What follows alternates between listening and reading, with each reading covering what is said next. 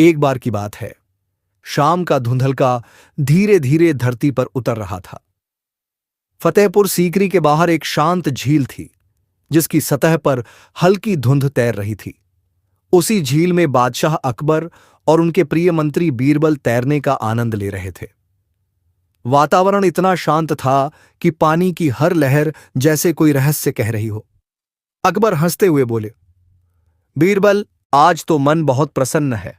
लगता है यह झील कोई जादू समेटे हुए है।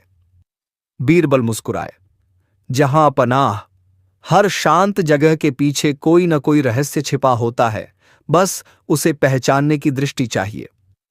इतना कहना ही था कि अचानक आसमान में एक काली परछाई तेजी से घूमने लगी। पहले तो वह साधारण पक्षी जैसी लगी, पर कुछ ही क्षणों में उसका आकार भयावह हो गया। वह एक विशालकाय बाज था, इतना बड़ा कि उसकी परछाई पूरी झील को ढक रही थी। अकबर कुछ समझ पाते उससे पहले ही बाज बिजली की गति से नीचे झपटा और अपने विशाल पंजों में अकबर को जकड़ लिया।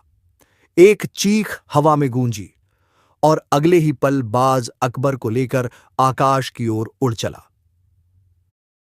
जहां पनाह, बीरबल की आवाज झील में गूंज उठी।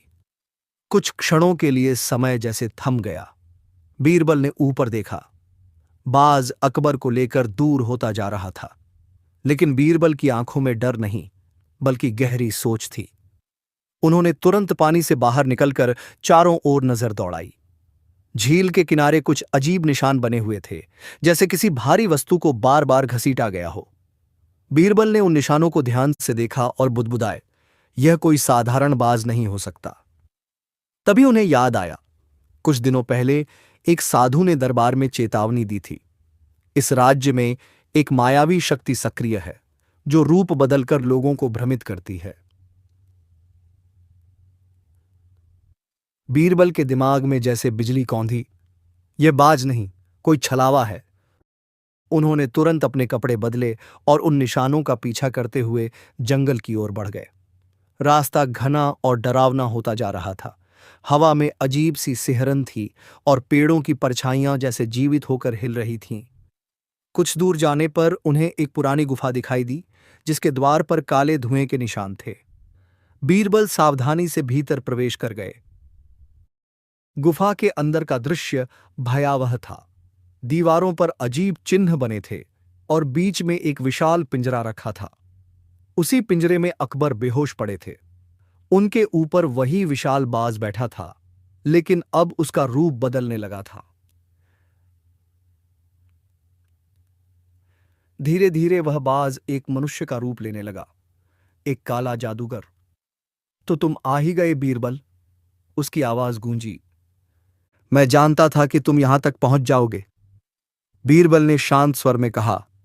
तुम चाहे जो भी हो, तुम्हारी चालाकी ज्यादा देर नहीं टिकेगी। जादूगर हंसा, यह कोई साधारण खेल नहीं है। मैं सदियों से इस झील के रहस्य की रक्षा कर रहा हूं। जो भी यहां आता है वह मेरा शिकार बन जाता है। बीरबल ने चारों ओर नजर दौड़ाई। उन्हें एक बात समझ में आ गई, यह जादूगर अपनी शक्ति किसी विशेष वस्तु से ले रहा है। तभी उनकी नजर गुफा के कोने में रखे एक चमकते पत्थर पर पड़ी। बीरबल ने तुरंत एक चाल चली। उन्होंने जोर से कहा, तुम जितने शक्तिशाली हो उतने ही कमजोर भी हो। जादूगर चौंका, क्या मतलब? बीरबल बोले, तुम्हारी शक्ति इस पत्थर में है। अगर यह नष्ट हो गया तो तुम भी समाप्त हो जाओगे। जादूगर घबरा गया और तुरंत उस पत्थर की ओर दौड़ा। यही बीरबल का मौका था। उन्होंने पास पड़ी एक मशाल उठाई और पत्थर पर जोर से फेंक दी। पत्थर टूटते ही गुफा में भयंकर गर्जना गूंज उठी। जादूगर दर्द से चिल्लाने लगा और धीरे धीरे उसका शरीर धुएं में बदलने लगा। कुछ ही क्षणों में सब कुछ शांत हो गया। बीरबल ने तुरंत पिंजरा खोला और अकबर को बाहर निकाला। थोड़ी देर में अकबर को होश आया।